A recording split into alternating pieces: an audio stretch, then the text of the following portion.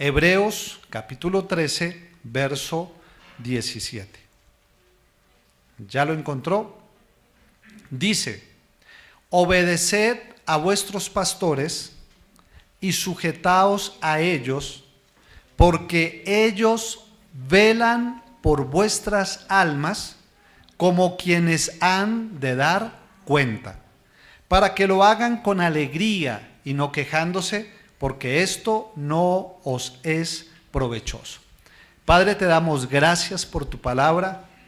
Hoy pedimos, Señor, que tu palabra hable a nuestras vidas, que cumpla el propósito para el cual tú la dejaste escrita, y que esa palabra, Señor, nos transforme y nos lleve a ser realmente miembros de una iglesia local. Te lo pedimos en tu nombre, Señor. Amén y amén. Como se los decía, la palabra iglesia en la Biblia, que aparece a partir del Nuevo Testamento, porque en el Antiguo Testamento usted no encuentra la palabra iglesia, pero en el Nuevo sí, nos habla de dos sentidos. Uno, de la iglesia universal. ¿Cuál es la iglesia universal? La iglesia universal es aquella iglesia a la que pertenecemos todos aquellos que hemos ido a Dios en arrepentimiento y fe. Es decir, todos aquellos en este país, en la China, en Europa, en el África, en todo el mundo. Es decir, la iglesia universal son todos los cristianos, todos los creyentes que han ido en arrepentimiento y fe al Señor. Hay un pasaje que nos habla, por ejemplo, de la iglesia universal. Miremoslo ahí en Mateo 16, 18, está en las pantallas.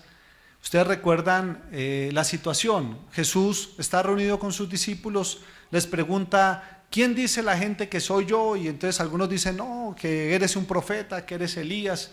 Y luego él pregunta: ¿y ustedes qué piensan? Y Pedro dice: tú eres el Cristo, el Hijo del Dios viviente. Y mire lo que le dice Jesús: y yo también te digo que tú eres Pedro, y sobre esta roca edificaré mi iglesia. ¿De cuál iglesia creen que está hablando el Señor allí? De la iglesia universal. Es decir, de todos aquellos que vendríamos a Él en arrepentimiento y fe. Esa edificaré mi iglesia, hablando de todos. Pero también hay pasajes que nos hablan no de la iglesia universal, sino de la iglesia local. ¿Cuál es la iglesia local? La iglesia local es ese grupo de creyentes organizados que se reúnen en un lugar específico para adorar y para enseñar la palabra. ¿Es un ejemplo? Esto es una iglesia universal o local. Local. Mire en Gálatas, para que miremos el ejemplo, en el capítulo 1, en el verso 2. Allí Pablo está dando un saludo con varios hermanos que le están escribiendo a Gálatas y les dice: y todos los hermanos que están conmigo a las iglesias de Galacia. Allí les está hablando de la iglesia universal o de la iglesia local. Local, porque le está hablando a un grupo específico. Entonces note cómo la palabra nos habla de que hay una iglesia universal, pero también hay una iglesia local. Nosotros somos parte de la iglesia universal cuando venimos a Cristo en arrepentimiento y fe. Pero así como somos parte de la iglesia universal, conforme está escrito en la Biblia, también debemos serlo de una iglesia local. Recuerden, no existe cristiano sin iglesia. Todo cristiano, no es él, es mi pila. Todo cristiano debe asistir a una iglesia. A veces uno encuentra personas que dicen: no, yo soy cristiano, pero no soy practicante. Pues esto es como una contradicción de términos. ¿Por qué? Porque es decir, yo tengo agua que no moja, o yo tengo fuego que no quema. Todo cristiano hace parte de la iglesia universal, pero también de una iglesia local. Uno puede decir: no, pero es que esa persona no va a la iglesia, pero sabe mucho. Uy, ese man sabe hartísimo de la Biblia y conoce más que yo. Ahí podemos tener a una persona que está enamorada más del conocimiento y de la doctrina que de Dios. ¿Por qué? Porque la Biblia dice: si me amáis, guardad mis mandamientos, ¿verdad? Y uno de los mandamientos del Señor, ¿cuál es? Congregarnos. La Biblia dice en Hebreos 10:25: no dejando de congregarnos como algunos tienen por costumbre. Entonces yo no puedo cambiar una cosa por otra. Yo no puedo llenarme de conocimiento y creer que eso es suficiente para dejar de congregarme. Yo tengo que ser parte de una iglesia local. Y en este capítulo de Hebreos 13, en el cual el escritor les está recordando algunos deberes cristianos, es decir, algunas cosas que debe hacer todo cristiano, en el verso 17 encontramos algunos deberes de una iglesia local. Volvamos al capítulo o al verso leído inicialmente, Hebreos 13, 17. Dice: obedeced a vuestros pastores y sujetaos a ellos, porque ellos velan por vuestras almas como quienes han de dar cuenta, para que lo hagan con alegría y no quejándose, porque esto no os es provechoso. Lo primero que encontramos acá es la composición de una iglesia local. En una iglesia local hay pastores y hay miembros. ¿Por qué? Volvamos a leer. Dice: obedeced a vuestros pastores y sujetaos a ellos. Allí nos da a entender que hay pastores, pero ¿qué más hay? Miembros. Porque ¿a quién les está escribiendo? A los miembros. Entonces note que una iglesia local es aquella que se compone de pastores y de miembros. ¿Por qué es importante? Le voy a hacer unas preguntas para que notemos la importancia. ¿A cuál pastor va a obedecer un miembro de una iglesia si no va a ninguna? Cuando la Biblia dice que ¿qué debemos de hacer? Obedecer y sujetarnos. ¿A qué pastor va a obedecer a alguien que no asiste a ningún lado? ¿Estaría incumpliendo la palabra? Otra pregunta: si una persona va a varias iglesias, ¿a cuál de todos los pastores de las diferentes iglesias que va tiene que sujetarse? ¿Por qué? Porque va un rato aquí, otro rato allá, otro rato allá. Y así es difícil que el pastor conozca realmente a la persona, y así es difícil que la persona se relacione realmente con el pastor. ¿Y qué va a tener? Problemas. ¿Por qué? Porque el día que el pastor se da cuenta de una cosa aquí, no vuelvo allá, voy acá. Y el día que se dan cuenta, no voy allá, voy acá. Es más, otra pregunta: si quien lo pastorea es el internet, ¿a qué pastor del internet le va a dar cuentas o se va a sujetar? ¿Por qué? Porque a veces uno encuentra personas que uno dice: hermano, vamos a la iglesia. No, yo escucho YouTube todo el día, hermano. Yo toda la semana estoy recibiendo de los pastores. Pero la Biblia nos dice que debemos de obedecer y sujetarnos. Y pregunto: ¿a cuál de todos ellos se va a sujetar? ¿A cuál de todos ellos se está obedeciendo? Y la respuesta es: a ninguno. Claro, hay personas que dicen: no, hermano, lo que pasa es que yo no sigo a hombres, yo sigo a Cristo. Claro, eso parece espiritual. Uno dice: wow, qué frase. Pero el problema es que eso es antibíblico. ¿Por qué antibíblico? Volvamos a leer. ¿Qué dice? Obedeced a vuestros pastores y sujetaos a ellos. Y si alguien dice: yo no me sujeto a nadie, ¿está obedeciendo lo que dice la palabra? No está obedeciendo. Está yendo en contra de lo que la Escritura dice. Por eso nosotros debemos de tener cuidado con aquellos pensamientos que son buenos, que parecen buenos, pero que son antibíblicos. A Pedro le pasó, a Pedro el apóstol. ¿Se acuerdan que en una ocasión Jesús dijo: es necesario que yo vaya a Jerusalén y allí sea sacrificado y entregado a los hombres? Y Pedro le dijo: Señor, no vayas por allá, que tal cosa no te acontezca. Pregunto, ¿es un buen pensamiento o un mal pensamiento? En el principio es bueno. ¿Por qué? ¿Qué quería Pedro? ¿Que a Jesús no le pasara nada? ¿Pero era un pensamiento bíblico? No. ¿Por qué? Porque si Pedro no permite que Jesús vaya a Jerusalén, Cristo no muere en la cruz. ¿Y quién hubiese sido uno de los afectados? El mismo Pedro. No hubiese alcanzado salvación. ¿Y qué tuvo que hacer el Señor? Lo miró y le dijo: apártate de mí, Satanás. Note cómo todo pensamiento que parece bueno, pero que es antibíblico, es considerado como un pensamiento que no tiene un buen origen. Tiene un origen que no es el mejor. Otra cosa que encontramos acá es que en una iglesia local, además de haber pastores y de haber miembros, la Biblia nos invita a que haya una sujeción y haya una obediencia. ¿Verdad que dice así? ¿O me lo estoy inventando? No, ahí lo dice.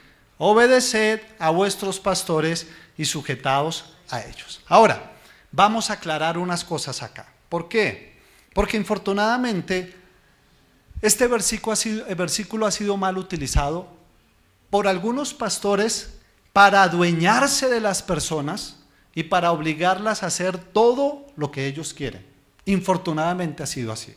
Pero mire, bíblicamente el pastor no es un dictador. Es decir, el pastor no es una persona a la cual usted debe tenerle miedo, porque a veces uno ve lugares donde, ay, llegó el pastor y está como bravo, ay no, ¿qué haríamos? ¿Qué pasaría? Y como que es un miedo, como si el pastor fuese Dios, hermano. Llegó el pastor y como que vuela. Y eso como, no, hermano, el pastor, recuerde, nunca olvide, usted y yo somos iguales, hermano. En la iglesia no hay jerarquías. El hombre inventó jerarquías y en esa invención de jerarquías la gente se adueñó de las personas. Y hay pastores que dicen, es que usted es mío. ¿En serio? Se lo digo por conocimiento de causa.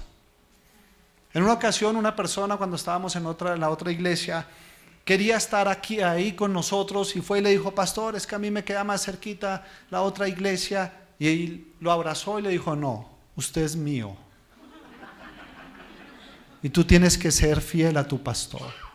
¿Eso es bíblico? No. Se estaba adueñando de las personas. Recuerda una cosa, la iglesia es el pueblo ¿de quién? De Dios, no del pastor. Entonces, de esto no estamos hablando, sujetarnos a ellos. El pastor no está puesto para gobernar la vida de las personas. Esa no es la labor del pastor. Él no está puesto para, bueno, tráigame, súbame, hágame, lléveme. Yo conocí pastores en una época que decían, te voy a dar el privilegio que manejes mi carro y seas mi conductor esta semana. Ay, pastor, gracias por darme ese privilegio. No, lo están cogiendo, hermano, de marrano, perdóneme la expresión. Pero es que eso no es así. Mire, un día estábamos reunidos con unos pastores en un evento hace muchos años. Y entonces dije, ya vengo, voy a ir a mandar lavar el carro. Y uno de ellos me dijo, ¿y usted por qué va a ir, hermano? Mande a sus discípulos. Déles el privilegio que laven su carro. Y yo, ¿qué? Dijo, yo sí, no, hermano, yo les digo a ellos que tienen que atender al pastor. ¿Ustedes creen que eso es un pastor al cual hay que sujetarse y obedecer? No, es una persona que está tomando su autoridad de una manera incorrecta. Infortunadamente eso hace que uno tenga prevención, ¿sí o no? Y dice, no, pilas. Mire, un pastor no es el legislador de la iglesia. ¿Saben qué hace un legislador? Promulga leyes para que el pueblo las obedezca. Eso hacen los legisladores. Pero el pastor no es el legislador de la iglesia. Es decir, el pastor no está puesto para crear leyes en la iglesia, sino el pastor está puesto para decir cuáles son las leyes que Dios estableció. Esa es la labor de un pastor. Yo aquí no estoy para colocarle leyes a ustedes. Yo estoy para decirles, Dios estableció esto, esto y esto. Y esa es la forma correcta. Entonces, mire, aquí la Biblia dice, obedeced a vuestros pastores y sujetaos a ellos. ¿Por qué? Porque el pastor tiene que pedirle cuentas a sus ovejas. De esa obediencia es la que habla, de esa sujeción es la que habla. Es decir, me pasó hace algún tiempo, un día una pareja enamorada vino a mí, me dijo, pastor, estamos enamorados, nos queremos casar, nos amamos. Ah, qué chévere, hermano, casemos. Se casaron, pasó un tiempo y el hombre no estaba tratando a la esposa como debía y estaba haciendo cosas incorrectas. Entonces la esposa nos llamó y nos dijo, no, ese man salió con cuentos raros. Entonces yo le dije, no, permítame, yo lo llamo. Y entonces yo lo llamo para pedirle cuentas. ¿Por qué? Yo le dije, mire hermano, usted un día me dijo que lo casara, ¿sí o no? Sí. Y usted me dijo que quería un matrimonio conforme a los principios divinos, ¿cierto? Sí. Y usted dijo que amaba a esa mujer, ¿cierto? Sí. Le dije, pero no lo está haciendo. Entonces, hermano, yo me siento en la responsabilidad como pastor y como hombre que lo casé de llamarlo a cuentas y decirle, tiene que cambiar su actitud. Pregunto, ¿eso es malo? No. ¿Ahí qué le estoy haciendo? Pidiendo que se sujete a lo que la Biblia dice. Y es esa clase de sujeción la que nosotros debemos de tener con los pastores. Es una obediencia a los consejos y a la palabra enseñada. Mire, cuando nosotros nos paramos aquí a predicar, se está enseñando una palabra. ¿Cuál es la idea? Que usted diga, oiga, tan bacano, y siga haciendo lo mismo. No, esa no es la idea. La idea es que cuando se predica lo que es la palabra, nosotros obedezcamos. Y esa es la sujeción y la obediencia que la palabra está pidiendo acá. No está pidiendo sujeción y obediencia a los caprichos y a las malas intenciones del pastor, no. Ahora, hay otra pregunta. ¿A qué clase de pastor entonces debo sujetarme? Porque uno diría, bueno, yo no me voy a sujetar al que no es. ¿A qué clase de pastor tenemos que sujetarnos? La Biblia lo dice ahí mismo, Hebreos 13, pero el verso 7, mire lo que dice el verso 7. Acordaos de vuestros pastores que os hablaron ¿qué? La palabra de ellos, lo que a ellos les pareció, lo que se inventaron, lo que otro les dijo, lo que leyeron en un libro, no. Los que les hablaron ¿qué? La palabra de Dios. Uno tiene que sujetarse a un pastor que predica lo que la Biblia dice, no a cualquier otro pastor. Si un pastor no predica lo que la Biblia dice, hermano, yo no tengo por qué sujetarme, porque me está diciendo cosas que Dios no ha mandado decir. No, es que Dios me lo acabó de revelar. No, eso no funciona así. La revelación de Dios ya está aquí escrita, hermano. Y lo que no está aquí escrito generalmente son invenciones. Un día en un evento estuvimos orando y cuando de pronto una persona terminamos de orar y se me acercó, me dijo, eso ya hace años, me dijo, pastor, mientras orábamos Dios me mostró y me reveló que en el 2006, en el mes 6, el día 6, a las 6 va a pasar tal cosa. Y le dije, ¿en dónde está en la Biblia? Me dijo, no sé. Le dije, ¿en dónde? Búsquelo. Si está en la Biblia, fue Dios el que le mostró. Si no está ahí, hermano, usted se lo acabó de inventar. Porque en la Biblia está lo que pasó, lo que está pasando y lo que va a pasar. Y si no está aquí, hermano, eso es una buena invención suya. Pídale perdón al Señor por ponerse a soñar con ese tipo de cosas. De ahí en adelante no se me volvió a acercar. No sé por qué. Pero bueno, ¿qué más dice? Acordaos de vuestros pastores que os hablaron la palabra de Dios. Considerad cuál haya sido el resultado de su conducta. Es decir, yo tengo que sujetarme a un pastor que predica la palabra y que tiene buen testimonio. Note, considerad cuál haya sido el resultado de su conducta. Porque es que no solo predicar y vivir una mala vida, no, yo tengo que ser testimonio. Testimonio como esposo, testimonio como padre, testimonio en todas las áreas. ¿Qué más dice ahí? E imitar su fe. Al pastor que yo tengo que someterme es a alguien el cual yo le puedo imitar la fe. No que vive en fantasía, no, que tiene una fe genuina, una fe real. Cuando leemos este versículo, de antemano descarta toda obediencia y toda sujeción a pastores antibíblicos que enseñen falsas doctrinas.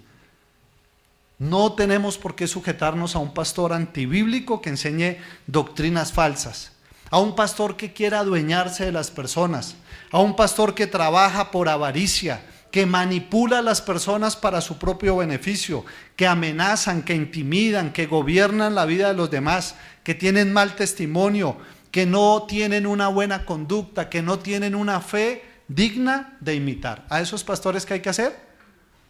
Nada de sujeción y obediencia. Ahora, yo les pregunto, o les pregunto no, les invito evalúenos a nosotros, porque usted está en el derecho de evaluar a los pastores de esta iglesia.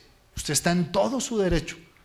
Antes le decían a uno, no me toque el manto, no toque el manto del ungido. No, hermano, usted y yo somos iguales y usted está en el derecho de evaluar. Y si hay algo que está mal, usted tiene todo el derecho de decir, pastor, esto está mal. ¿Por qué está mal? Por esto, miremos, y si tiene razón, hay que corregirlo.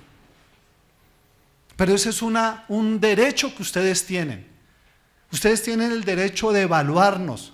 Y dentro de esa evaluación, yo les pregunto, ¿les enseñamos falsa doctrina? Usted tiene que evaluarlo. Y si lo estamos haciendo, hermano, con toda la libertad, no le diga al hermanito del lado, no. Usted se acerca, pastor, esto está mal, porque esto, por esto y esto. Y si hay que corregir, se corrige. Les pregunto, ¿ustedes ven avaricia en nosotros? ¿Estamos interesados en sus bienes, en sus cosas, y estamos mirando a ver cómo buscamos sacar provecho? Evalúenos. ¿Ustedes se sienten manipulados para nuestro beneficio? Que a veces nos toca decirles la verdad. Frente a cosas que están mal es otro asunto. Pero se sienten manipulados y que uno está como detrás buscando a ver qué hacemos. Vea, de nuestra parte, nosotros nunca les pediríamos que hiciesen algo malo. Nosotros no les daríamos un mal consejo, aunque a veces hay unos consejos que les incomodan a algunos, ¿sí o no? ¿En serio? A veces uno, no hermano, esto está mal, no, pero la Biblia lo dice, hermano. Cambie su actitud. Ay, y a veces incomoda, pero es necesario. Generalmente, haciendo un balance de los consejos que generalmente uno da a la iglesia, es ame a su esposa. ¿Es malo? Respete a su marido, corrija a sus hijos, cásese. ¿Por qué? Porque hay personas que están en unión libre y nuestra labor como pastores, ¿cuál es? Hermano, arregle sus cosas delante del Señor. Nuestros consejos, ¿cuáles son? Ore, lea la palabra, estudie, sea generoso, sea testimonio, sea fiel a su cónyuge. Pregunto, ¿eso está mal? No está mal. Por eso usted está en la libertad de evaluar. Ese es un derecho que usted tiene. Ahora, la Biblia nos manda a obedecer pastores y a sujetarnos a ellos, y nos da la razón. Volvamos a Hebreos 13:17. Dice, obedeced a vuestros pastores y sujetaos a ellos. ¿Por qué? Porque ellos velan por vuestras almas como quienes han de dar cuenta. ¿Sabe cuál es uno de los beneficios que uno tiene en la iglesia local? Que hay alguien que vela por mi alma. ¿No les parece bacano? Noten, yo no velo por los bienes de ustedes. No, yo velo por sus almas. Que claro, que hay momentos donde hay un consejo, pastor, ¿será que vendo la casa? No, hermano, no la venda. Yo ya cometí esa burrada. En serio. Yo he cometido errores en la vida. Y a veces esos errores me han servido para decirle a alguien, no hermano, no haga eso, pilas, guarde sus finanzas, tenga cuidado con esto.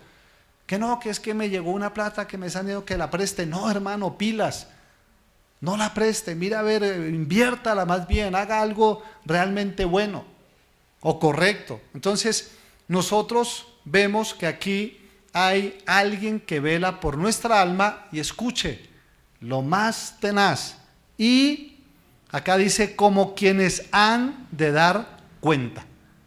¿A quién creen que nosotros tenemos que darle cuenta por las almas de ustedes? A Dios. Eso es una responsabilidad brava, hermano, que le da a uno temor y temblor. Ahora, alguien vela por nuestras almas, pero note una cosa, el pastor de una iglesia local como esta vela por el alma ¿de quién? ¿De toda la iglesia universal? No, ¿de quién? De los miembros de su iglesia. Y yo no sé cómo suene lo que voy a decir, pero es verdad. Nosotros como pastores tenemos la responsabilidad y daremos cuenta por las almas de los miembros de la iglesia. no de los asistentes. Les doy un ejemplo. Hace 8 días vinieron unas personas de Alemania. No sé, ¿quién vino el sábado de ustedes? ¿Alguno vino el sábado? Vieron 4 mujeres altas, monas, bien simpáticas. Eso se notaba que no eran de acá. ¿En serio? No. No lo malinterprete. No porque, es que la colombiana es más bonita, ¿no? Entonces es por eso. No, por lo altas y monas, porque es que aquí nosotros tenemos un genoma chipcha, y somos morenitos, y tenemos nuestro indiecito, dicen algunos. Tenemos nuestro estilo, pero estas personas vinieron acá. Yo pregunto, ¿yo tengo que dar cuentas a Dios por ellos que vinieron ese día? ¿Por qué? Porque vinieron de visita. No son miembros, son asistentes. Entonces, los asistentes son aquellos que vienen de visita. ¿Cuándo vienen los asistentes? ¿Cuando pueden, cuando quieren o cuando necesitan? Y el pastor no puede dar cuentas de ellos porque son personas que están esporádicamente. ¡Ay, que tengo ganas de ir a la iglesia! ¡Ah, no tengo ganas! Nosotros no somos responsables por eso. Porque es difícil ser responsable. Vuelvo y coloco el ejemplo de unas personas que solo vienen de visita. ¿Quiénes más son los asistentes? Aquellos que no les interesa la situación y las necesidades de su iglesia. ¿No? Que la iglesia necesita algo. Eso no es problema mío, yo tengo ya muchas necesidades. No hay una unidad. Recuerdan que cuando vimos que la iglesia es el cuerpo, vimos que cuando un miembro se duele, todo se duele. Que colocaron en el WhatsApp que se enfermó fulana de tal, que oremos. Ay, yo que voy a orar, yo no la conozco. ¿Será que estoy sintiendo lo que la iglesia siente? No. ¿Me estoy comportando como un miembro o como un asistente? Como un asistente. ¿Quiénes son los asistentes? Aquellos que están dispuestos, aquellos que cambian de iglesia como cambiar de supermercado. ¿Se ha visto que uno cambia de supermercado constantemente? Uno dice, me gusta de uno. No, de uno es lo mejor. Y uno va un tiempo a de uno. Y después dice, Justo y Bueno está como con mejores promociones. Y me cambié para Justo y Bueno. No, pero Ara, Ara como que está mejor. Y me voy para Ara. ¿Y uno qué busca? La promoción. ¿Quién me puede dar mejor beneficio? ¿Quién me puede ayudar más a mi necesidad? Y a veces lo mismo pasa con la iglesia. Hay creyentes que son asistentes y buscan de iglesia en iglesia a ver quiénes le dan lo que ellos esperan. Y estos no son miembros, son sencillamente asistentes. Y generalmente cambian porque, no, es que el pastor no me miró, o no me saludaron, o no, es que en la iglesia yo vi como hipocresía. Y yo la verdad no aguanto la hipocresía y me fui de la iglesia. Pero ella va a trabajar, esa persona, y en el trabajo hay hipocresía y no renuncia del trabajo. Entonces, al fin, ¿qué? ¿Le gusta o no le gusta? Va al colegio, en el colegio ve hipocresía, pero ahí sí no se sale del colegio. Entonces, busca uno excusas para estar aquí o estar allá. Pero la verdad es que no quiere compromiso. Mire, yo llevo 26 años en la vida cristiana. 26. ¿Sabe a cuántas iglesias he asistido en 26 años? A 2. Una durante 24 años y medio. ¿Era perfecta? No. ¿Vi hipocresía? Sí, como en todas. ¿Vi problemas de carácter? Sí. Pero estuve 24 años y medio, hermano, a pesar de lo que vi. ¿Qué me sacó de allí? ¿La hipocresía? ¿El mal carácter? ¿Los errores? No, la mala doctrina. La doctrina incorrecta me sacó. Si en esa iglesia la doctrina hubiese sido correcta, yo estaría todavía allá. Porque yo sé lo que es ser miembro, hermano. Yo comencé 13 de octubre de 1992, asistí. A los 15 días empecé a servir. Porque sé lo que es el compromiso, sé lo que es ser miembro. Nosotros con mi esposa, el primer sonido de esa iglesia local, con unos recursos de una liquidación que nos dieron, compramos y donamos el sonido. Y toda la vida trabajamos, servimos de ujieres, y en esa época uno era ujier a las 7, 9, 11 y 5 de la tarde, porque eran 4 reuniones. Y nos tocaba todo el domingo. El otro domingo me decían, Víctor, cuide carros. Yo cuidaba carros. Víctor, vamos a hacer un evento, salga a perifonear. Me daban un megáfono, yo cogía mi moto en esa época y me iba a perifonear por el bar. Después me decían, Víctor, predique a las 5 de la tarde que no voy a estar. Listo, yo predico. ¿Por qué? Porque yo entendía lo que era ser miembro y entendía el compromiso y duré 24 años y medio. El otro año y medio, aquí. No conozco más iglesias, hermano. ¿Por qué? Porque sé lo que es ser miembro. Un miembro de una iglesia es aquel que ha venido primeramente a Dios en arrepentimiento y fe. ¿Por qué primeramente eso? Porque lo que nos hace miembros de la iglesia no es solo asistir, es primero una conversión genuina. Yo puedo asistir 50 años a una iglesia, pero si no me he convertido, no soy miembro de la iglesia. Recuerde que somos unidos a Cristo cuando venimos a Él en arrepentimiento y fe, no antes. Un miembro de una iglesia es aquellos que se identifican y se comprometen con la iglesia local donde se congregan.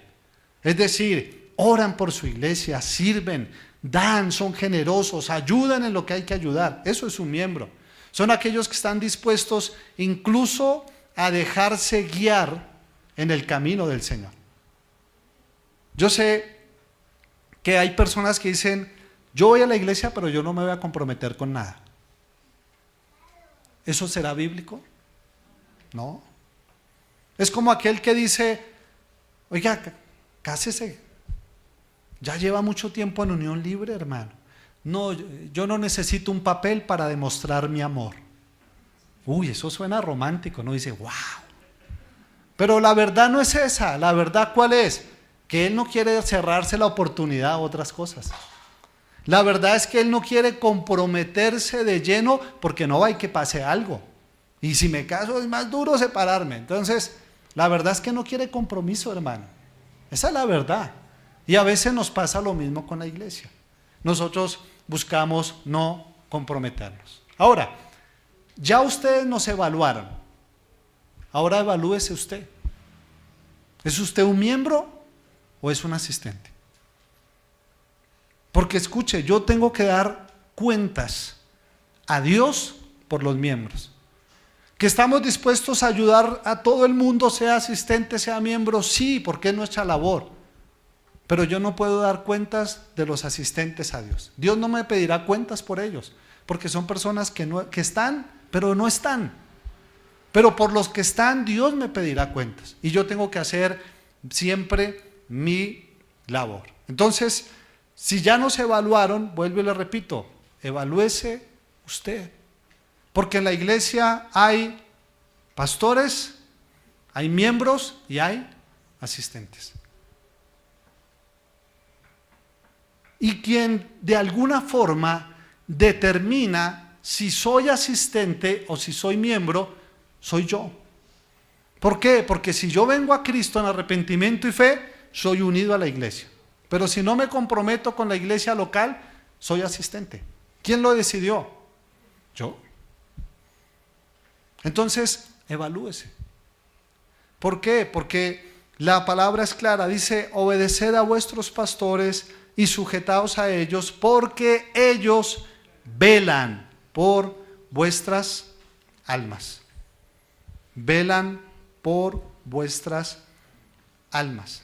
Note ese beneficio, hermano. Alguien vela por mi alma. ¿Qué es velar por un alma? Es proteger. Velar es aconsejar bíblicamente. Velar es avisarle de peligros. ¿Ustedes se acuerdan de los atalayas? No estoy hablando de los testigos de Jehová, no. Los atalayas en la antigüedad eran personas que colocaban en el muro de la ciudad, en una torre alta, y ellos vigilaban. Y entonces ellos se paraban allí y miraban toda la noche.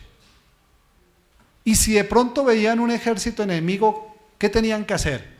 Avisar del peligro. Y ellos no decían, muchachos, no.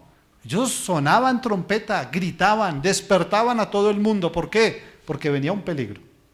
Ahora imagínese usted, alguien en la ciudad durmiendo tranquilo, y de pronto avisan del peligro, y ese que está durmiendo se pone bravo porque lo despertaron.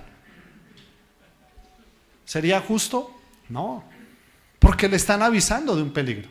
Pero a veces en la iglesia pasa así. Hay un peligro, hermano, tenga cuidado. Ay, usted deje meterse en mi vida, que yo hago lo que quiero. Ese pastor sí es cansón. Esa es nuestra labor, velar por las almas, aconsejándolos, avisándolos del peligro, confrontándolos con el pecado. Si hay pecado, hermano, cuando hablamos con las personas y si hay pecado, uno tiene que decirle, hermano, usted está fallando delante del Señor. Le guste o no le guste, pero si así lo dice, uno tiene que hacerlo. Porque esa es la labor y esa es la forma de velar por las almas. ¿Cómo más? Ayudándolos a que crezcan espiritualmente. El lugar donde más se crece espiritualmente es en la iglesia local, no en el YouTube ni en el internet. Porque en el YouTube y en el internet usted adquiere conocimiento. Y es fácil llenarse de conocimiento sin tener la necesidad de amar a los que están alrededor. Y sin tener la necesidad de servirles. Pero eso no es una iglesia. Aquí en la iglesia es donde nosotros crecemos espiritualmente. Aquí es donde podemos activar los dones que Dios nos ha dado, hermano. Si Dios le da un don, pero usted no se congrega, ¿a dónde pone usted en práctica el don que Dios le dio? No hay lugar. Usted va a guardar el don como la parábola de los talentos, recuerda, que dice que a uno le dio 5, a otros 2 y a otro 1. Y el de los 5 los puso a activar, el de los 2 también, pero el del 1 lo escondió. Y el Señor lo llama y le dice, siervo malo y negligente. Te di un don y lo escondiste. ¿Por qué? Porque la iglesia es donde tenemos, la iglesia local, donde tenemos la oportunidad de activar nuestro don. En la iglesia es el lugar donde nos disciplinan, incluso cuando es necesario. Pregunto, ¿usted ha disciplinado alguna vez a sus hijos? Sí. ¿Y lo hace porque los odia? No, porque los ama, hermano. Y si alguna vez hemos disciplinado a alguno o nos toca disciplinar a alguno, recuerde, lo hacemos por amor. La Biblia dice que el padre que ama a su hijo, lo corrige. Y esa es la labor. ¿Y dónde encontramos eso? En la iglesia local. Mire, ser miembro de la iglesia es un regalo de Dios. Imagínese usted miembro solo. Imagínese que Dios no hubiese creado iglesias. Que Dios hubiese creado solo el internet, desde que usted se convertía, ¡pin! Internet. Y usted todos los días pudiese ver las prédicas que quisiera. ¿Sería eso suficiente? No. Porque si eso hubiese sido suficiente, Dios lo hubiese hecho así. Pero Dios, ¿qué hizo? Esto. Nos rodeó de personas que a veces nos incomodan, hermano. Porque nosotros como miembros debemos de hacer algunas cosas. Por ejemplo, debemos de amar a los hermanos. La Biblia lo dice. En esto conoceréis que son mis discípulos, en que os améis los unos a los otros. Y a nosotros nos toca amarnos, aún a los más difíciles de amar. ¿Sí sabía que a veces hay personas que son difíciles de amar? ¿Cierto que sí? Yo no estoy hablando de la suegra, no. De hermanos que son difíciles de amar, o sea, como que uno no encaja, como que hay algo, como que yo no sé qué pasa, pero la Biblia nos dice que tenemos que amarlos. Y si yo soy miembro de una iglesia, yo tengo que amar al hermano que está al lado.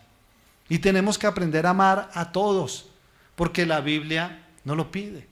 Si yo soy miembro de una iglesia, yo debo de procurar la unión de la iglesia.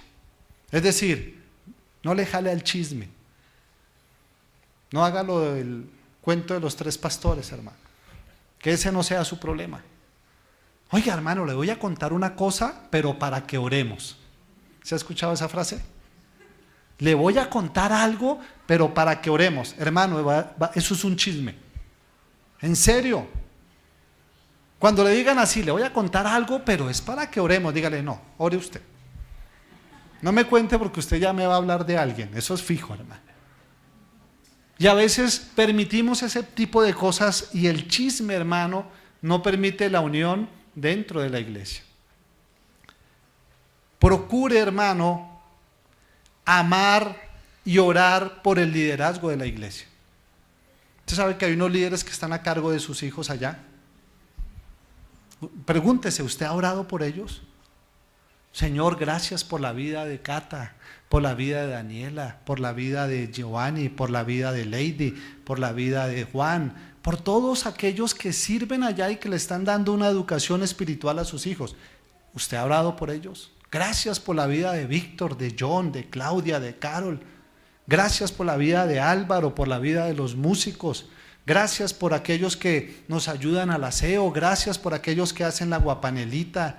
Gracias por aquellos que nos sirven. ¿Usted ha orado por eso? Porque eso es unión en la iglesia, hermano. ¿Quién hace eso? Un miembro. ¿Por qué? Porque siente lo que la iglesia siente. Como miembro de la iglesia, hermano, usted debe guiar con su ejemplo para que su familia también sea miembro de la iglesia. Me explico. Si usted es miembro de la iglesia, usted tiene sus hijos y llegó el domingo, ¿va a ir a la iglesia? No, está haciendo pereza. No, y no vayamos. Quedémonos todos arrunchados viendo televisión. Pregunto, ¿eso es un buen ejemplo? No. Vea, yo le invito a una cosa, que cuando usted sirva a Dios y cuando usted venga a la iglesia, lo haga con tanta alegría que contagie a los demás.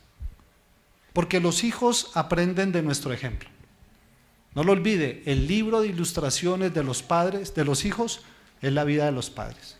Y los hijos fueron creados por Dios para imitar lo que el papá hace. Ayer hablaba con un hombre y él me decía, él tiene ya llegando a los 50, y él nunca había hecho ejercicio, jamás en toda su vida. Y le dio por hacer ejercicio y me contaba, dice, tiene una hija pequeña de 4 años, y dice, estoy aterrado de ver a mi hija, de la actitud que ella ahora tiene para el ejercicio. Y ella quiere hacer ejercicio y quiere ser como el papá, y el ejercicio para ella ahora es importante. Yo le decía, lo mismo tiene que enseñarle con las cosas espirituales, porque su vida se convierte en un ejemplo para ellos. Por eso nosotros como miembros debemos de ser ejemplo para que toda nuestra familia se contagie, hermano. Enséñele a su familia a orar por la iglesia. Enséñele a su familia a ser miembro de la iglesia, no solo asistente. Porque Dios busca miembros, no solo asistentes. Amén. Colóquese en pie, vamos a orar.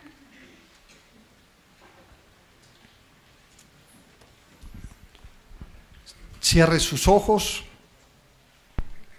y vamos a darle gracias al Señor. Padre, queremos darte gracias por este tiempo. Gracias por la palabra que hoy nos has hablado.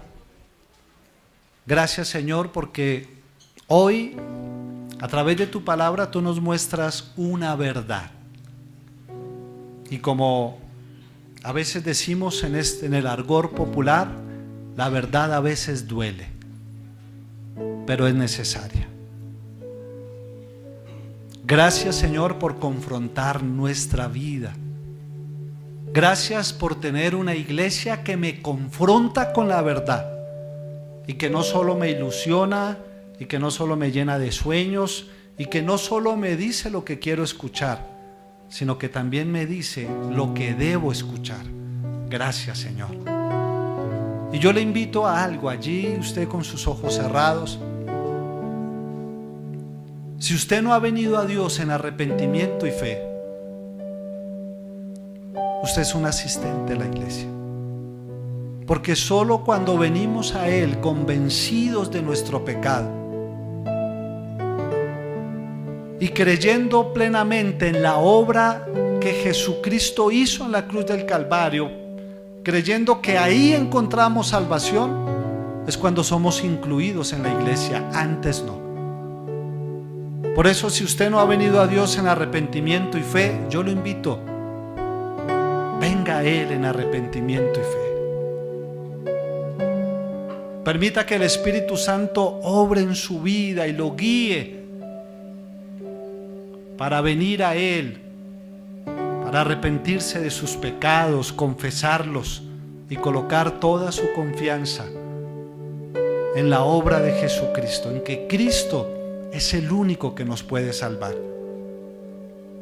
Pero si usted ya lo hizo, si usted ya vino en arrepentimiento y fe a Dios y ya hace parte de la Iglesia Universal, yo lo invito a que usted haga parte de la iglesia local. Usted viene aquí, creo, por voluntad propia. Pero yo le invito a que no solo venga aquí, a que no solo asista, sino que hoy usted pueda tomar una decisión de decir: yo me voy a comprometer con Dios, pero con la esposa de Dios, que es su iglesia. Y cuando le hablo de eso, no es que mañana tiene que cumplir un horario acá y vamos a exigirle, no. Es un compromiso de corazón con Dios y con la iglesia, a través de la cual Dios le habla, Dios lo ha bendecido, a través de la cual Dios lo ha confrontado, a través de la cual Dios ha hecho cosas en su vida. Yo le invito, si usted sabe que no es un miembro, sino solo es un asistente, hoy es un buen día para tomar decisiones. Hoy es un buen día para comprometerse. No tenga miedo a comprometerse con Dios. No tenga miedo a comprometerse con su iglesia. Él nunca nos pedirá que hagamos algo que vaya en contra de nuestro beneficio o de nuestro bien. Porque a la larga, a los que aman a Dios, todas las cosas les ayudan a bien, dice la Escritura. ¿Qué tal si hoy usted le da gracias a Dios? Porque, como lo decíamos, Él no nos dejó solos. Él nos salvó, pero proveyó al Espíritu Santo a nuestras vidas para que nos consuele, nos anime, nos exhorte. Pero además de eso, nos rodeó de un grupo de personas que hoy están a nuestro lado. Y algunos de ellos se han convertido en amigos más unidos que un hermano. Dele gracias a Dios por eso.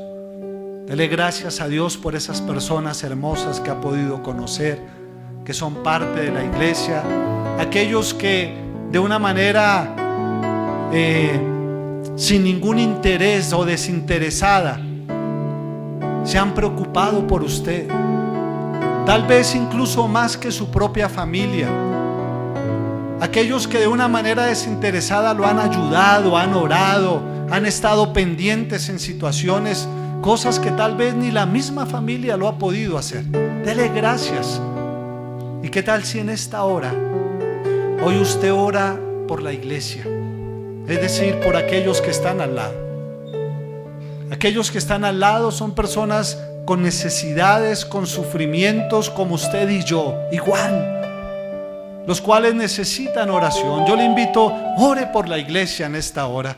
Como miembro, ore por ellos. Dígale: Señor, gracias por cada una de estas personas que hoy están alrededor. Hoy oro por sus necesidades, Señor. Tú las conoces más que cualquiera de nosotros. Tú sabes cuántos están luchando con una enfermedad, o es un familiar el que está enfermo. Hoy oramos, Dios, obra el milagro de sanidad que ellos necesitan. Hoy oramos, Dios, por aquellos que están pasando necesidades financieras, por aquellos que están oprimidos, Señor, en escasez. Hoy oramos, Dios, ayúdalos. Tú eres el Dios proveedor. Obra un milagro financiero en sus vidas.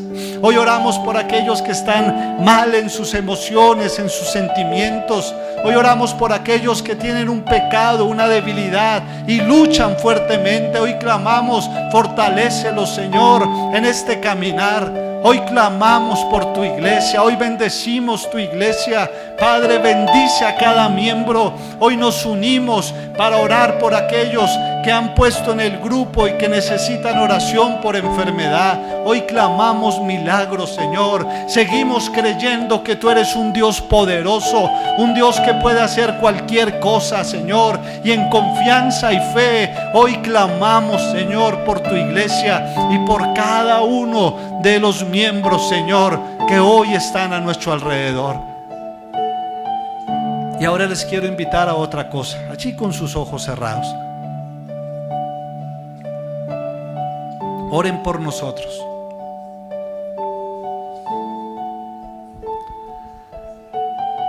Oren por Víctor y Claudia, por sus hijos. Oren por John y Carol.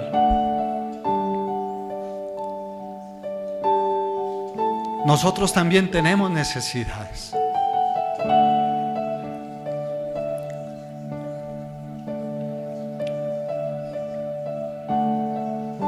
Nosotros también pasamos por luchas.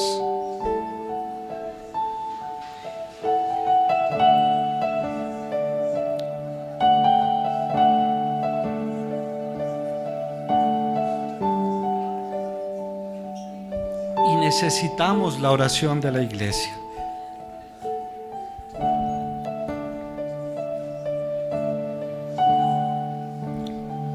Porque nosotros somos parte de la iglesia, no somos los dueños, no somos dioses, somos humanos.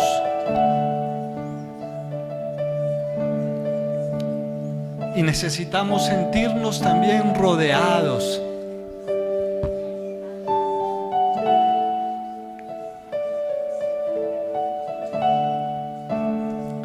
y respaldados por aquellas personas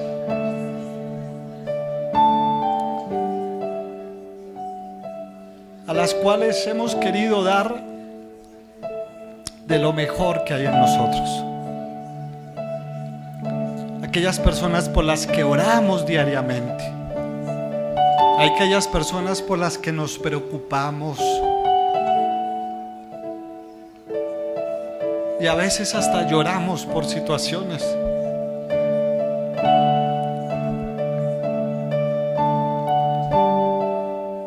Porque es la iglesia que Dios nos ha puesto a pastorear.